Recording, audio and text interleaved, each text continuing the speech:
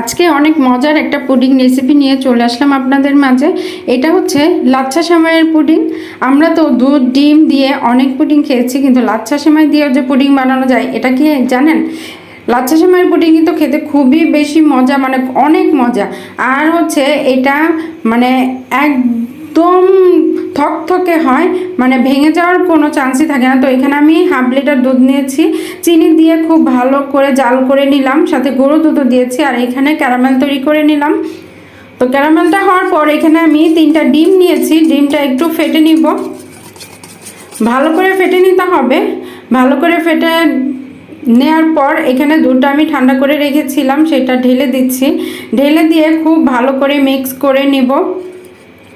Pudding বানানো কিন্তু খুবই সহজ, কোনো ঝামেলাই নেই, মানে জাস্ট উপকরণগুলো মিক্সড করে চুলায় বসিয়ে দিলেই হয়ে গেল। আর এখানে অল্প একটু ভ্যানিলা এসেন্স ইউজ করব আমি, কারণ ডিমের গন্ধটা চলে যাওয়ার জন্য।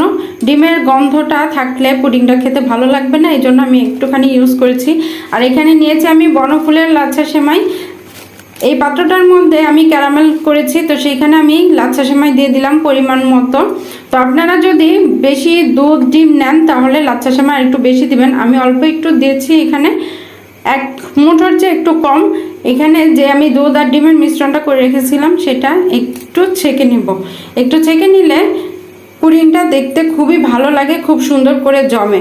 না ছেঁকে অনেকে করে, কিন্তু ওইটা ফাঁকা ফাঁকা থেকে যায়। এই দেখুন, এখন আমি সেমাইটা উপরে চলে এসেছে, এখন আমি একটু মিক্স করে দিচ্ছি। এখন গরম পানিতে বসিয়ে দিব।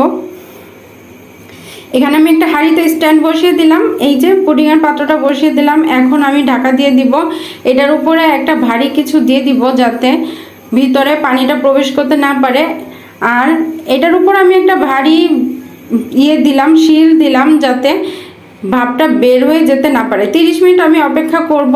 30 মিনিট পর আমি ফিরে এসেছি। দেখুন হয়ে গেছে মনে হয়, একদম উপরে পানি চলে এসেছে। পানিটা আমি ফেলে দিচ্ছি। কাঁটা চামচ দিয়ে কতটা সুন্দর হয়েছে। এখন আমি চেক করে নেব পুডিংটা কি আসলে হয়েছে নাকি আরও হবে। তো দেখুন আমি চেক করে নিলাম, একদম পরিষ্কার বের হয়েছে, তার মানে হয়ে গেছে। এখন আমি নামিয়ে নিলাম চুলা থেকে, ঠান্ডা করে নিয়েছি। এখন আমি এটা উল্টে নিব, মানে সার্ভ করব। এই জিনিসটা পুডিংয়ের খুবই মানে একটা কি বলে, অনেক সময় ভেঙে যায়, কিন্তু এই লাচ্ছা সেমাই দিয়ে যদি পুডিংটা করেন আপনার পুডিংটা কিন্তু খুবই সুন্দর হবে, মনে হবে কেক, একদম কেকের মতো। কিন্তু স্বাদ হচ্ছে পুডিংয়ের একদম নরম, অনেক মজার। এই পুডিংটা অবশ্যই বানিয়ে দেখবেন, আপনারা খেয়ে দেখবেন, খুবই ভালো লাগে। তো রেসিপিটা কেমন লাগলো অবশ্যই কমেন্টে বলে যাবেন। আর ভালো